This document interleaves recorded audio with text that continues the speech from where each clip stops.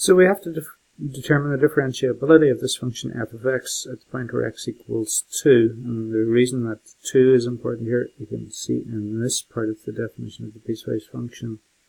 That's where the break in the definition of the function comes. For values of x that are less than or equal to 2, f of x is defined as ax cubed. And for values of x that are greater than 2, f of x is defined as b times x minus 3 squared plus 10. And our job is to find the values of a and b that will make this function differentiable when x equals 2. If you've been reading the notes, then you'll know that for differentiability, the first requirement is that the function is continuous. So we're going to do something that we did way back, possibly in September, looking at the continuity of this function. So we're going to take the one-sided limits. So this now is for continuity at x equals 2.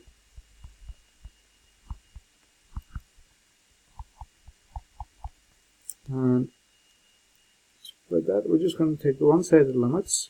The limit of f of x as x approaches 2 from the left is going to have to be equal to the limit of f of x as x approaches 2 from the right. Now, hopefully we're all familiar with this. We've done it a lot, so I'm going to go through this pretty quickly and maybe not explain everything. So we'll have the limit of f of x when x is less than or equal to 2 is ax cubed, with x approaching 2. We're saying that that has to be equal to the limit as x approaches 2 of b times x minus 3 squared plus 10.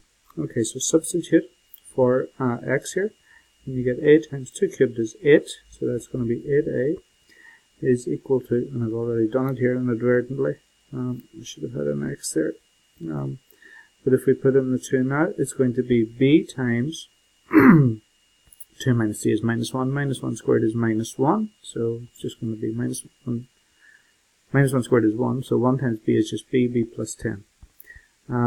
We did say previously that it's a nice idea to get one of the letters on its own. It can sometimes help, not necessary that you do this, but it's often a good idea to get one of the letters on its own when we're going to solve an equation, so that will give you 8a minus 10 is equal to b. And if you want, you can label that, let's say we call it equation 1. Okay?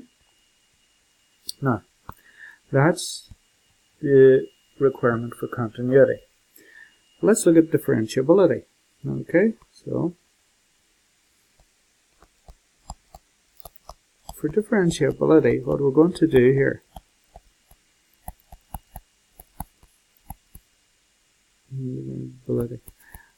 is differentiate both parts of this function. So we're going to get f prime of x. Okay, so what we do is we differentiate the ax cubed and the bx minus 3 squared plus 10.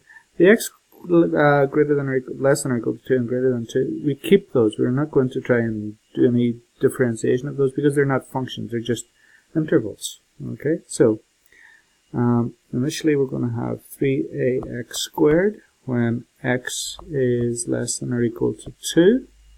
Just slide this over a little bit. And on the next one we're going to have 2b times x minus 3. Reduce the power is going to be 1 and multiply by the derivative of what's inside. Well, the derivative of x minus 3 is just 1. Differentiate the plus 10. Plus 10 is a constant, so it goes away. And this is when x is greater than 2. Okay. Now, for differentiability at x equals 2, what we require is that the limit, just exactly as we did for continuity, except now we're doing it to the derivative of the function.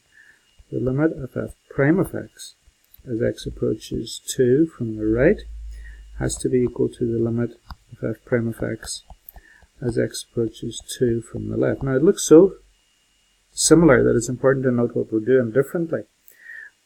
For continuity, we did the original function, ax cubed and bx minus 3 squared plus 10. Here we're going to use the derivatives of each part of that function. Okay? We're going to do the same thing to them, but it's different functions that we're operating on now.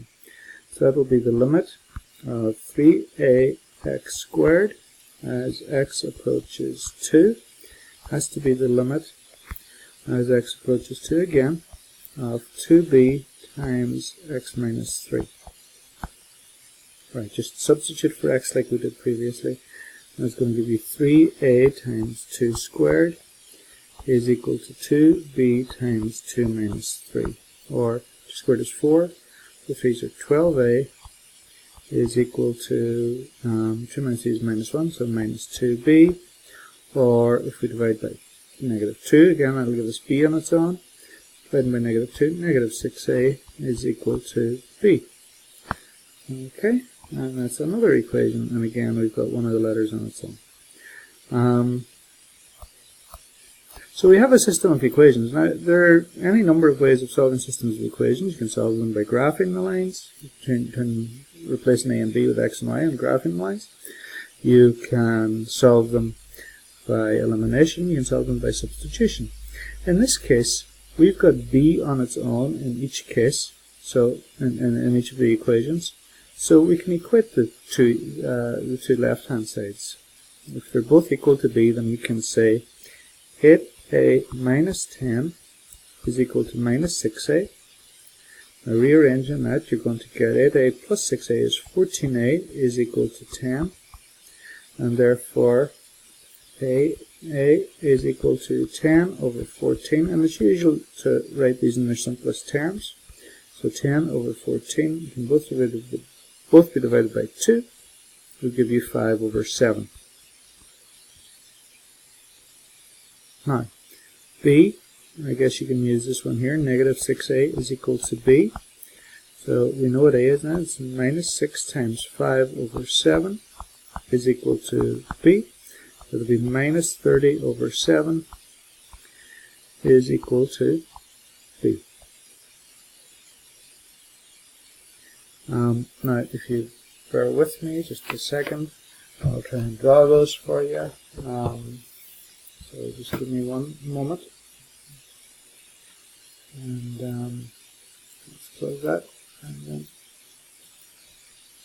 then bring this down here. And the two equations are 5 over 7x cubed.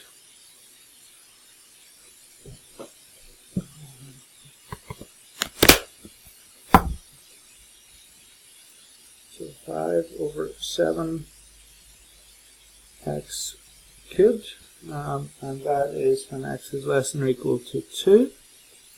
So from negative 10 up to 2. Okay, that's part of it. We're going to have to obviously change the zoom-in window in a second, but we'll do that in one moment. The second equation was negative 30 over 7.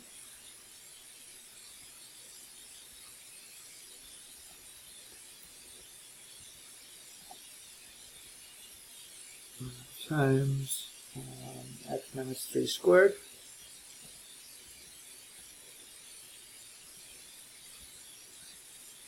And plus 10. And that is good for 2, let's say to 10. Okay, now we can't see it here, but what we can do is